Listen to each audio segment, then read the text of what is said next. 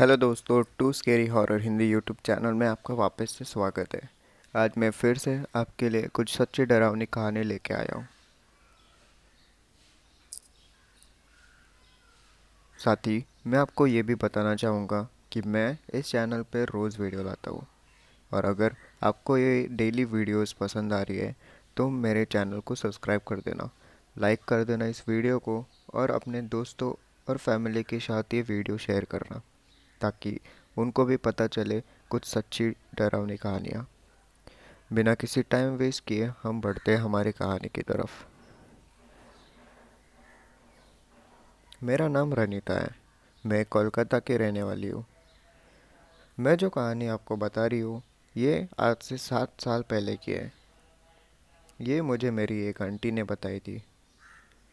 7 साल पहले कोलकाता इतना डेवलप नहीं था, बिल्कुल किसी गांव की तरह हुआ करता था। वो आंटी तब बहुत ही छोटी थी। उनके यहाँ हर साल नील पूजा यानी कि शिव जी की पूजा की जाती थी, और वो पूजा उनके यहाँ एक घर में हुआ करती थी। तो एक बार पूजा के टाइम वो अपने छोटे भाई को अपने गोदी में लेकर उसी घर में पहुंच गई जहाँ वो पूजा हुआ करती थी। वो घर उनके घर से करीब 1 घंटे की दूरी पे था, और वो वहाँ पूरे 1 साल बाद जा रही थी। घर में पहुंची तो उन्होंने देखा कि वहाँ तो कोई भी नहीं था। उन्होंने अंदर जाकर आवाज़ भी दी, लेकिन कोई नहीं आया। फिर वो उस घर के अंदर चली गई। अंदर गई तो देखा कि कोई औरत अंदर आंगन में अपना सिर नीचे झुकाए बैठी हुई थी, और सामने अपने बालों को कंघी कर रही है। वो देख के वो दोनों जल्दी से भाग के उनके पास पहुंच गए और बोले कि आंटी, इस बार यहाँ पूजा नहीं हो रही है क्या? लेकिन वो औरत कुछ नहीं बोली। तभी उन्होंने देखा कि उस औरत के हाथों के नाखून बहुत ही लंबे थे, और जो कंघी उसके हाथ में थी वो भी बहुत ही बड़ी थी। वो देख के वो डर के मारे वहाँ से भाग गई, लेकिन उन्होंने अपने झूठे भाई को वहीं छोड़ दिया। घर जाने के बाद उन्होंने सबको उस बारे में बताया, तो उनके घर वाले जल्दी से उनके भाई को लेने उस घर में पहुँचे। वहाँ पहुँचे तो उन्होंने देखा कि उनका भाई वहाँ बेहोश पड़ा था। उसके पूरे शरीर पर नाखूनों के निशान थे। बाद में पता चला कि उस घर में रहने वाली एक औरत ने वहाँ सुसाइड कर लिया था, जिसके बाद उस घर के सब लोग वो घर छोड़ के चले गए थे। कुछ ही महीनों में वो घर बिल्कुल किसी खंडर की तरह हो गया था। जो औरत उन्होंने वहाँ बैठी देखी थी वो ज़रूर उसी औरत का भूत था जिसने वहाँ सुसाइड किया था।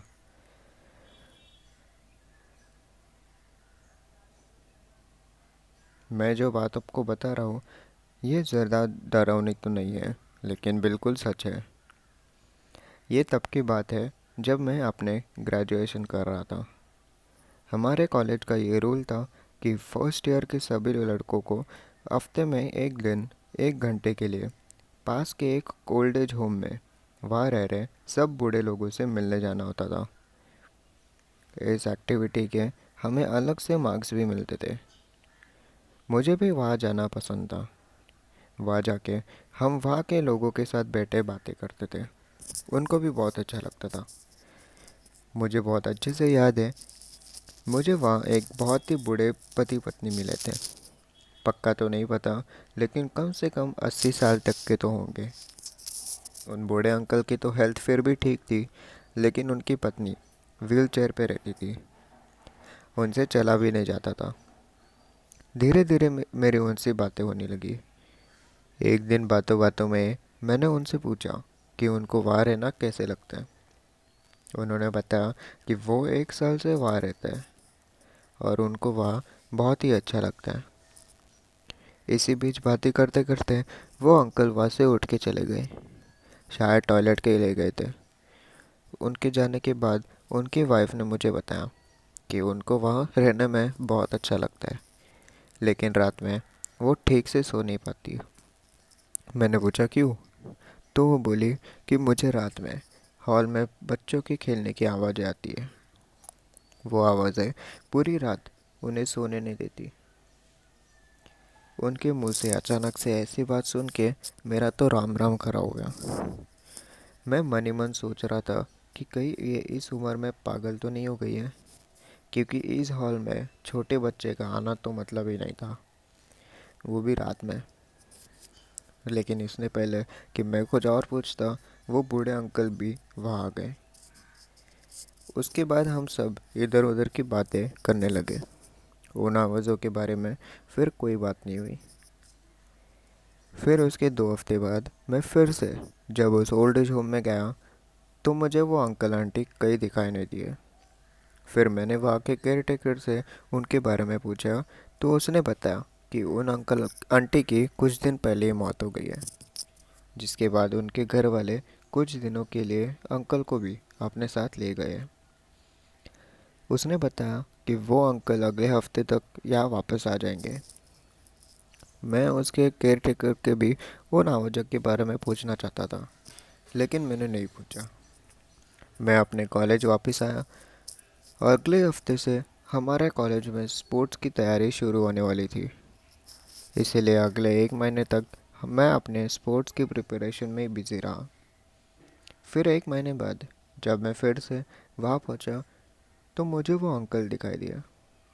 लेकिन अब वो पहले से नहीं थे। बहुत ही बीमार और थके हुए नज़र आ रहे थे। उनकी वाइफ की डेथ हो गई थी और अब वो अकेले रह रहे थे। शायद इसीलिए वो इतने परेशान नज़र आ रहे थे, मैंने मन ही मन सोचा।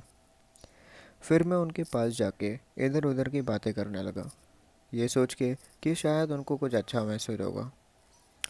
मैंने उनसे 2-3 मिनट ही बात की थी कि वो अचानक से चुप हो गए। फिर वो बोले, मेरी पत्नी की मौत के बाद से मैं एक भी रात ठीक से सो नहीं पाया हूँ।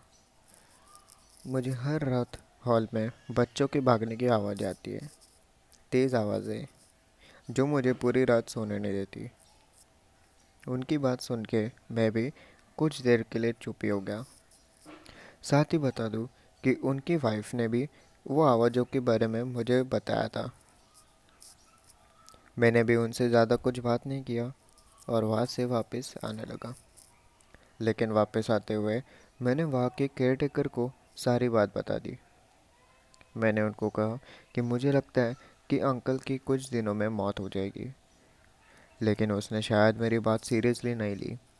वो मुझे देखकर थोड़ा सा मुस्कुराया और बोला, आप फिक्र मत करो, हम इनका अच्छे से ध्यान रखते हैं। और फिर मैं वहाँ से वापस आ गया। लेकिन अगले हफ्ते ही जब मैं फिर से वहाँ गया, तो पता चला कि अंकल की भी 5 दिन पहले ही मौत हो गई है। उस दिन के बाद से मैं उस जगह फिर कभी नहीं गया।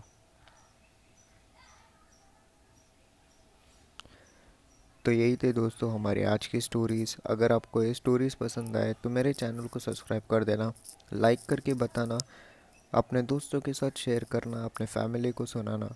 और मैं आपको वापस मिलता हूँ किसी और वीडियो में। कल की वीडियो मैं स्किन वॉकर पे लाने वाला हूँ और उस वीडियो के 4-5 पार्ट, 2-3 पार्ट होंगे। तो उम्मीद करता हूँ कि आपको वो सब पार्ट पसंद आए।